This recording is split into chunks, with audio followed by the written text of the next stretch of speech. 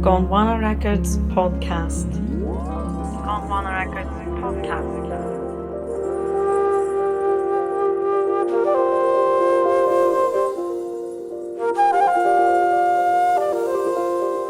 Welcome to another episode of the Gondwana Records podcast. I'm Mari from Gondwana Records and thank you for joining us. For the next two episodes, we are shining a light on Phaisonics, a deeply immersive project led by composer and acoustic bassist Seth Ford-Young. Hi, this is Seth Ford-Young from Phaisonics, and I'm coming to you from my studio in Los Angeles. Phaisonics' new album, Expanding to One, came to life through a unique process which showcases the beautiful unity of the LA music community. In this episode, we trace his musical journey. And there was a lot of things that I learned about being on stage and being in a group and making music together and DIY culture that were really important. And a lot of those things I really bring with me today. From his early punk era to the inspirational days of playing with Tom Waits and how Phaisonics evolved in LA and eventually found its home here at Gondwana Records. So let's dive in.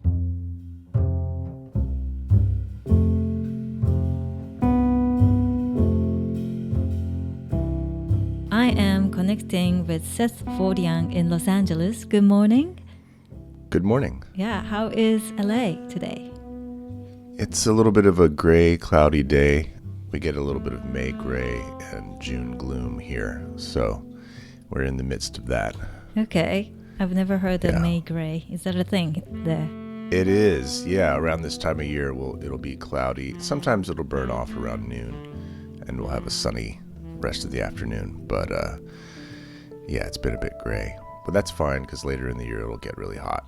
So I always have a image of LA being very sunny and much warmer than here in London.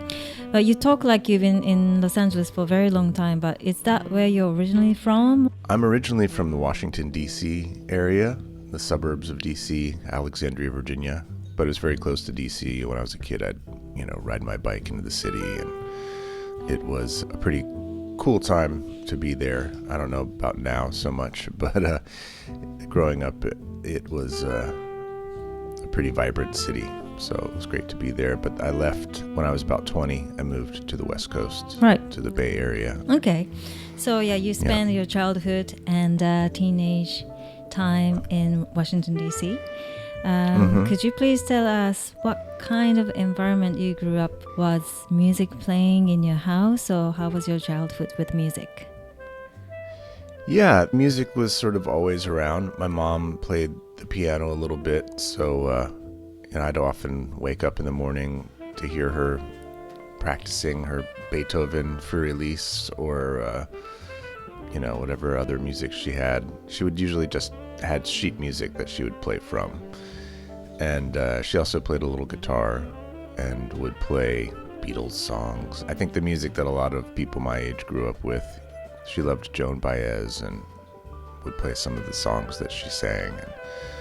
And there was also just a pretty wide variety of music playing on the stereo.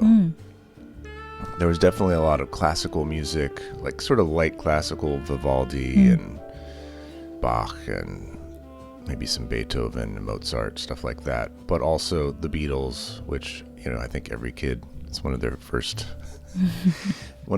exposures to music, I feel like. Then my mom was a yoga teacher, so there was also Indian classical music, Ravi Shankar, and meditation type of new agey Windham Hill music was in the mix, along with reggae and Motown. And I have two much older siblings too.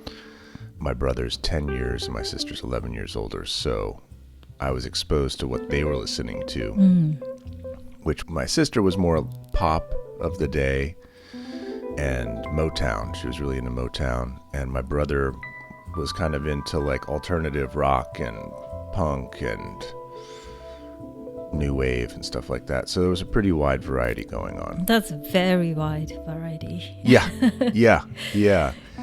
And I remember riding around in the car with my mom, and as a little kid, kind of a pretty early memory of music was she would have the classical station on, and she would ask me to identify what the instruments were.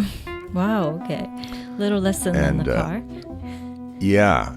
She used to think it was cute to quiz the little kid. Yeah. What are those? Are those the flutes? That kind of thing. Wow.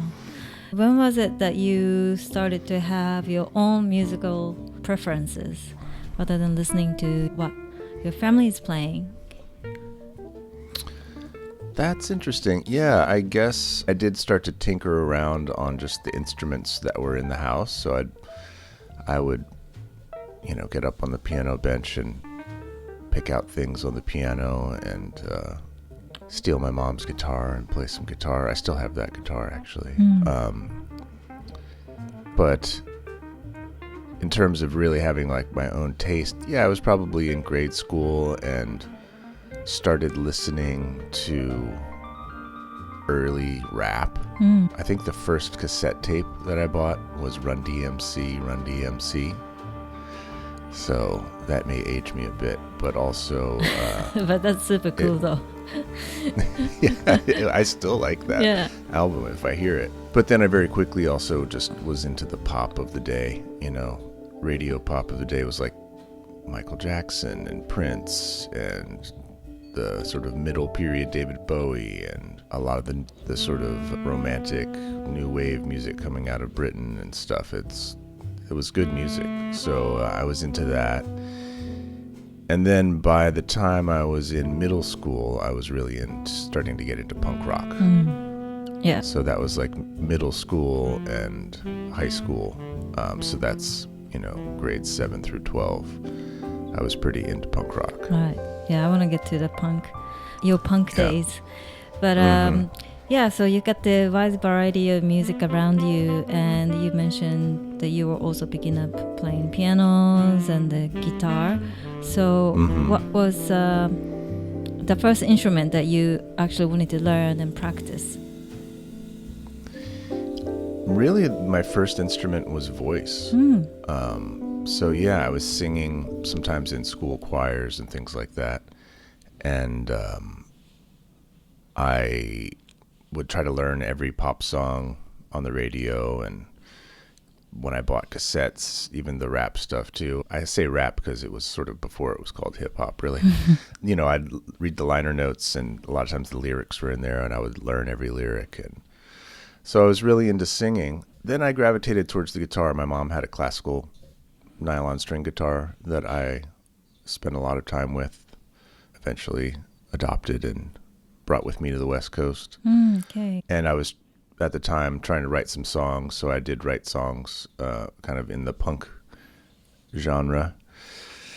But I didn't really take official music classes until I was maybe in high school. I started taking guitar and theory classes around that time.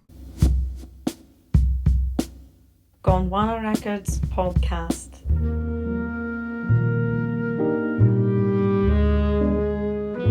In your biography, I was reading your bio, and it said your musical journey began as the lead singer of a punk band called Initial Reaction. It's true. Yeah. Yeah, I mean, in terms of making music with other people and making music in public, that was my first foray. And it kind of happened by accident. I was one of the only kind of punk kids in my high school, and my dear friend Tom Gorton, who I actually still friends with today, he was the bass player in my punk band, but he kind of started it. He tracked me down in the hallway once and asked me if I knew anyone that would sing in a punk band. And I said, yeah, me. Of course, I've done lots of that. I'm an old pro. And within a pretty short period of time, we had written a bunch of songs, and we were just kids, but we were playing clubs in DC and traveling out of town and going into recording studio and pressing some vinyl. Yeah, so we actually we actually recorded at a few different studios, but we worked at this pretty famous studio called Inner Ear, which is where a lot of the Discord, like Minor Threat and Fugazi and bands like that, recorded there. And pressed a 45. Okay. Actually, maybe it was a 33. It was a 7-inch, so it was probably a 33 7-inch. Anyway, it's out there. It's on Discogs. I'm not going to brag about the band, but it was a great experience, and there was a lot of things that I learned about being on stage and being in a group and making music together and DIY culture that were really important. And a lot of those things I really bring with me today. Like when I started Phaisonics, it was very much a DIY effort. And I felt like I was getting back to my roots. It was also, I think I really wanted to be a part of something. You know, I had some troubles as a kid, and I think being in a band helped me feel like I was part of a community, which is also something that's really important to me still. So yeah, some good lessons learned in those early years. Well, what kind of performer were you in this punk band? Because everything I hear now, Phaisonics is completely kind of like an upset of punk music. And then you're now really calm person. And but yeah, I'm curious to know, like, were you jumping around or were you diving into the crowd or... Yes, I was jumping around and diving into the crowd. Okay. There's even some videos floating around. But I had a lot of childhood trauma and challenges. I think the aggressive music kind of helped me work through that. I also did a lot of martial arts and other things that kind of helped me channel some of that aggressive energy. This age and starting Phaisonics, I've been meditating for years and worked through a lot of that stuff. Maybe I kind of got all my aggression out as a kid, and now I'm more interested in the softer side of music. Although, you know, Phaisonics can get a little dark and energetic at times. I like to have the access to the broad scope of music. How did that chapter of punk days end? And what was the next step in your musical journey? Musically, I think I was starting to grow up, and maybe I had worked through some of that stuff, and I wasn't really listening to that type of music so much anymore. I was starting to listen to Miles Davis and some various music from around the world, and I also moved to California. So moving away definitely put a stop to the band, and then getting to California and partially moved there for a relationship and with a slightly older woman who had an amazing record collection. So I was introduced to Sun Ra and Don Cherry and Charles Mingus and sort of a broader range of stuff. Then I started thinking about what I wanted to play, and I played trumpet actually for a while. I don't know if I ever told Matthew that, but played trumpet for a bit and really dove into piano more. So I sort of phased out the more aggressive rock music and was just starting to get more interested in acoustic music and improvised music. What was one of the influential jazz record that you've encountered in early days that you're talking about? I mean, you know, it'll sound cliche, but Kind of Blue was pretty hard to take off the turntable once you had it on there. Also, Sketches of Spain, Charles Mingus, Blues and Roots, John Coltrane, Love Supreme was definitely... I used to sleep to that one. I had that one on cassette, and I had one of those cassette players that would reverse, you know, so it would just, Love Supreme would just play all night while I was sleeping.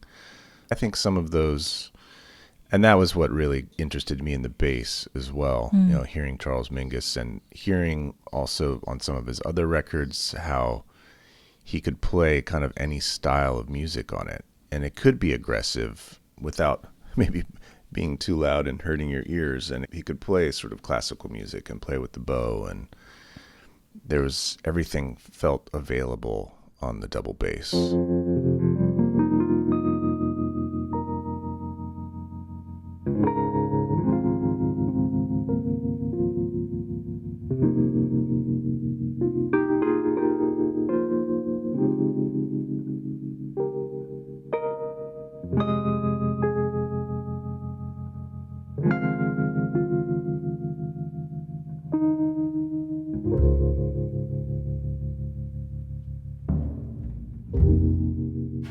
So is that when you started playing the double bass? Yeah, I didn't start till I was about 20, which is really late okay. and I was already taking music classes at college, but I was doing like theory and classes like that, music ear training, choir. I thought about going down the route of being a singer, like a classical singer in terms of being in school, but I didn't feel as drawn to that. So I had some catching up to do. I mean, I used to practice for 12 hours a day. I just, between practicing in the practice rooms, and I was almost immediately accepted into the orchestra and doing jazz improv and combos and things like that. I worked really, really hard for those first few years to kind of get to a level where I could keep up, you know. And then you started performing with many artists. Yeah, I did a few years of school and then felt like I was learning more outside of school than at school. I'd already, taken a few years of music courses in composition and orchestration, ear training, all that stuff. So, and I'd done the chamber music, and I'd done so much in school that I sort of felt like I wanted to explore outside of school, and I started performing as a sideman. As a bass player, you're a sideman? As a bass player, yeah, sometimes doing some backup singing and sometimes a little bit of electric bass, which sort of grew over the years where I was asked to play more and more electric bass, but that was definitely not my first instrument.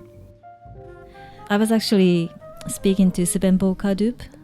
We were discussing about the music on the label, and we were talking about your album, and the drummer, Jonas, he's a big Tom Waits fan. And he was like, yes, Seth works with Tom Waits. Well, I was in the San Francisco Bay Area music scene for decades, really. And Tom was up there, and he liked to use musicians, especially who were involved in the kind of creative music scene up there. So, if you look at the liner notes in his records, you'll see that there's a lot of people that played in this band called Clubfoot Orchestra, or just other people that were playing a lot of like kind of outside music, creative music.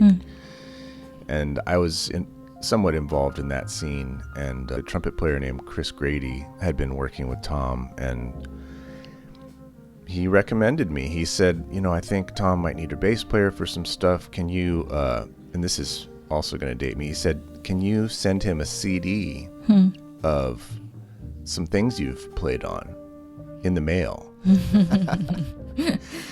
So I burned a CD of a few tunes and sent it off, and I kind of didn't really think of it, I thought, maybe I'll get on a list, and if he's ever desperate, he'll call me. But a few weeks later, I was playing with a little sort of swing quartet at this Chinese restaurant. I remember it was like down in a basement in San Francisco. It was kind of fancy Chinese restaurant. I think I'd just gotten a cell phone, and there was no cell service down there. But for some reason, my phone rang, and I kind of ran upstairs where there was better service, and I hear this voice, like that voice on the other end of the phone. And it's Tom, and he's asking me if I could come in and do a session. And so I did some work with him in the studio over the next few years, some of which wound up in the Roberto Benigni movie called The Tiger in the Snow, and then a bunch of tracks on his Orphans album, which was great. Some of those tunes we just recorded in the studio, just he and I, which was really nice. Yeah. And then later, a few years after that, he had me play on his tour. It was actually the last tour I think that he's done in 2008, across the US and Europe for a few months. So it was a pretty great experience. I think people think of him and his persona and his very interesting sounding albums, but he's an incredibly focused artist. His vision and his attention to detail was very impressive to me, and really, I think, inspiring to me. He was also very supportive and encouraging. So it was a kind of a transformative experience. Is there anything that he said that's always in your mind or heart?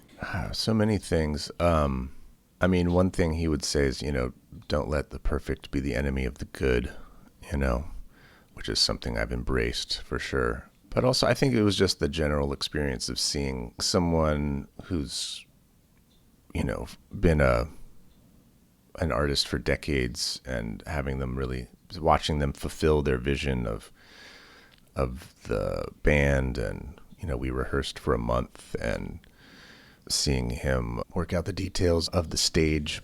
There was a lot of like sets and things. If you watch videos of that tour, there's all kinds of things on stage, and he's like art directing a play or something as well. So that sort of the totality of the vision, and seeing that was just something I'll always remember. Yeah.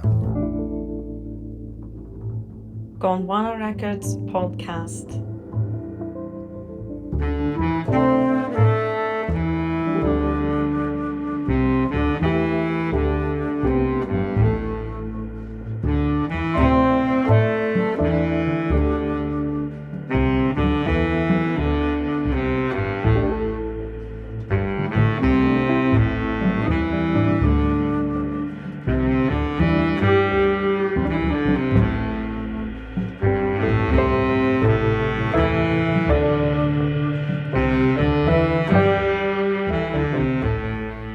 We released the Cradle with Gondwana in 2022, but I had already self-released that on my own little Night Note Records label.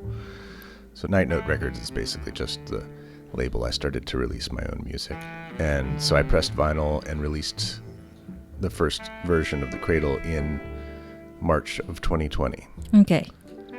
So you can imagine that was great timing. We had planned to do album release shows and all kinds of things that were immediately canceled, of course, because you probably remember what was happening in March of 2020. The COVID happened, right? Yeah, it was exactly when COVID happened. Yeah. But before that, I'd been a sideman for a lot of years, and was slowly wanting to do more and more of my own thing. Mm-hmm. I had a few pieces that really kind of steered me in the direction of doing Phaisonics. I wrote the song, The Cradle, and that was pretty early. I may have written that in 2012 or something like that. And it was sort of floating around there, and around 2016, I started just sitting at the piano and writing music. And what was coming out were the songs that wound up being on the Cradle, and I felt like, these other pieces sort of fit with the song The Cradle. As I was writing, I was starting to imagine which instruments would be playing these pieces, and I definitely heard saxophones and flutes. I was mostly writing on this Wurlitzer electric piano, so I was hearing that, and I think the first couple gigs that we did were very loose. Like, we were playing other music. We weren't just playing the Phaisonics music, but we played a couple of shows that included some Phaisonics music. One was actually at Naz's birthday party, which was pretty funny. Yeah. You just casually said something big. Yeah, we played at Naz's birthday party just as a trio. It was just Josh, Mitchell, and I, and we played a bunch of other stuff, covers and things. But we played a couple of the songs that would wind up on that album. That was probably 2016, I want to say. And then over 2018, 2019, I started recording just here at my house, here in this tiny studio that you see behind me.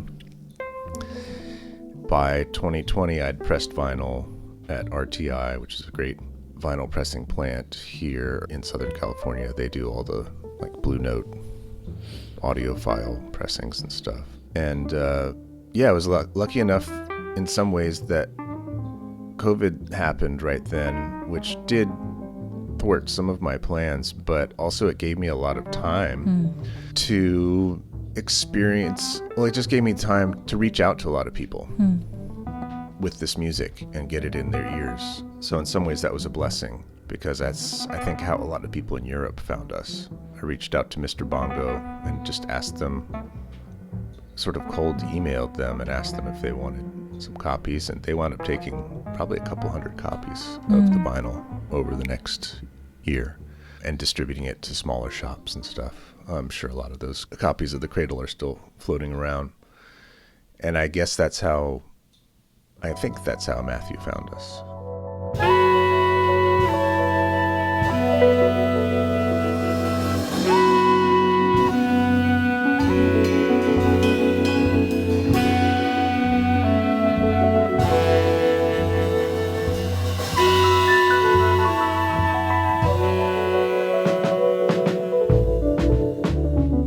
I had no idea that any of that kind of music was happening in the world. Honestly, I was kind of in a little bubble. I didn't know about Matthew. I didn't know about the scene in Europe that was really playing a lot of the music inspired by Alice Coltrane and Pharoah Sanders and stuff like that. I had no idea until I had this album, and I was sort of trying to find similar music to reach out. I reached out to Matthew. I don't know if he remembers this, but I didn't even know he had a label, but I had reached out to him.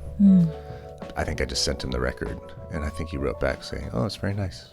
And then like a year later, I heard from him again, but I think he'd forgotten that we'd had the conversation, actually. Okay. Yeah, because I think he found us on Spotify or something like that. Yeah. Okay. Is that how you became the Gondwana family? Yeah, like a year later, he got in touch. He said, "Oh, I really love what you're doing. I'd love to do something sometime." It was very kind of open-ended. And I, of course, was excited because I'd really embraced the DIY thing, but also running to the post office with stacks of vinyl all the time, and just knowing that with some help, I could get the music to more people, It's really exciting. And I love the roster of musicians that are on Gondwana. So yeah, I immediately asked him what we could do, and we started talking about a new album, and also that we could do a deluxe version of the Cradle. So the version of the Cradle that came out in 2022 has more songs on it, and it's a double, and it's slightly remixed and remastered too. So it's somewhat of a different record. That was great. So while we were working on that deluxe version, I started thinking about the music that would become Octava.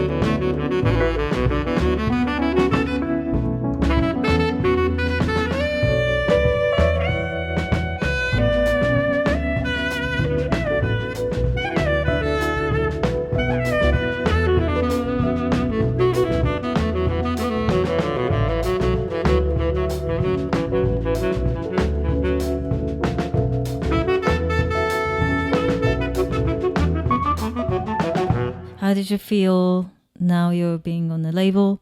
And obviously, Matthew Halsall probably is, like-minded person to you in terms of music and inspiration and influences.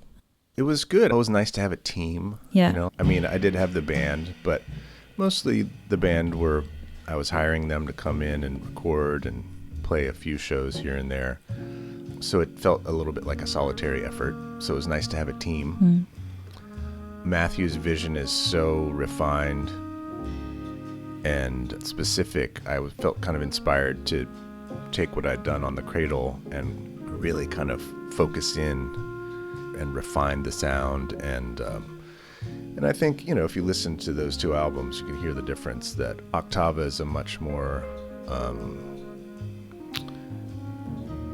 it's a more refined sort of version of what we were doing on the Cradle. It was somewhat of an introspective time for me. And so I think the themes are kind of self-growth and somewhat introspection. And I think also the production of it and everything was sort of in line with that. That I was trying to refine the sounds and become a better engineer and mixer, which Matthew's albums sound so great. I was like, okay, I want to make sure they sound good next to Matthew's albums.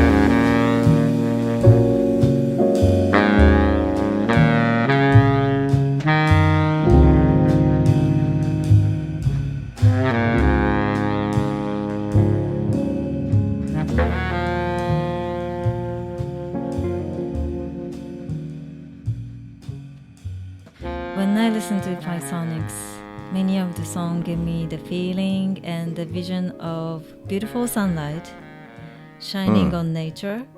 The temperature is nicely warm and the pace is relaxed, and you feel the space in music very generously, not too tight or busy. It's very gentle music to me. Do you think the lifestyle or the weather in Los Angeles really influence your music or musical expression, or it's more to do with your experience? I think the place definitely influences music a lot for me. I think Octava is a more peaceful record even than the Cradle.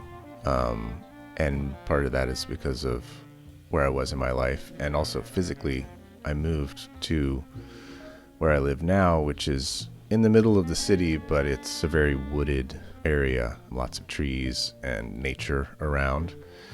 And I spend a lot of time here with my dogs in the yard and watching the birds and the butterflies, and we've planted a garden of a lot of native plants, and that definitely influences my music. I think almost even more than like listening to other artists or anything, which I kind of, maybe I shouldn't admit, but I hardly listen to other music at all. I'm just working on my own music. But I think being in the environment that I'm in is a huge influence. Even like the song from Octava called We Walk in the Gardens of Our Ancestors I literally wrote that while I was walking around the garden singing to myself. So, yeah. That's my favorite song. Oh, thank you. Yeah, if I have a chance to play, definitely bring you a record and then play that song. I love it so much. It's such a beautiful song.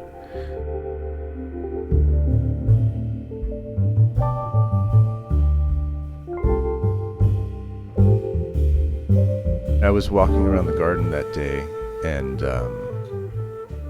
I started thinking about how a lot of these trees and plants are probably about as old as the house, which is about 100 years old, and how someone must have planted these around the time they built this house, and maybe planted them not really knowing what it was going to look like, or not going to be able to experience them.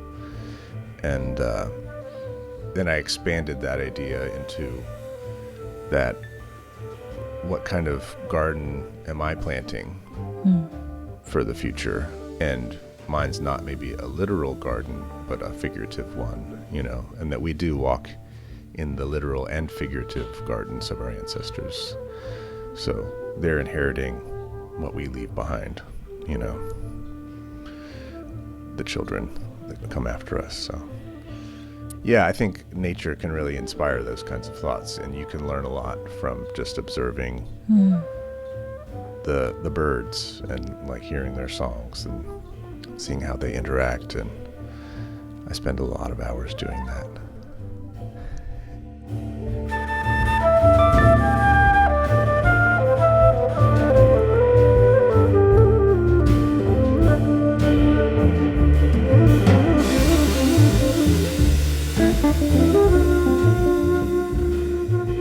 So your third album, Expanding to One, is out in the world. But if I ask you what was the most memorable experience so far by releasing albums from Gondwana Records, what would that be?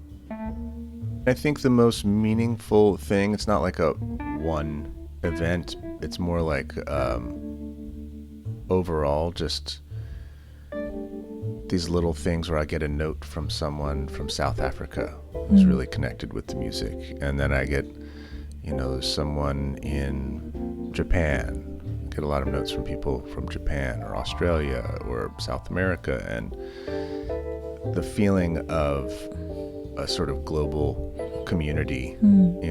I feel like making a project like this, it's sort of like you've built a small fire, like a little campfire, and I'm there and enjoying the fire, and then I have my little crew of people that are there, and then suddenly there's people from all around the world gathering around this thing, and it really felt it just made me want to do more. It felt meaningful, and that's, I think, really what we're trying to do is, as artists, we're trying to create meaning, and something that can be a connector of people, and even if we might have different experiences of the art, we're finding meaning in it, and we're connecting through that. And so just having that expand so much with being with Gondwana, I think is the most meaningful experience I think I've had.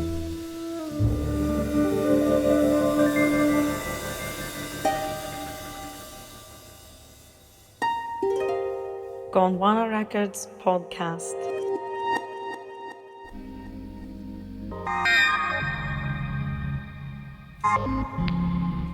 Coming up next, in episode 18, we'll focus on the immersive new album by Phaisonics, Expanding to One. Thank you for listening and see you on the other side.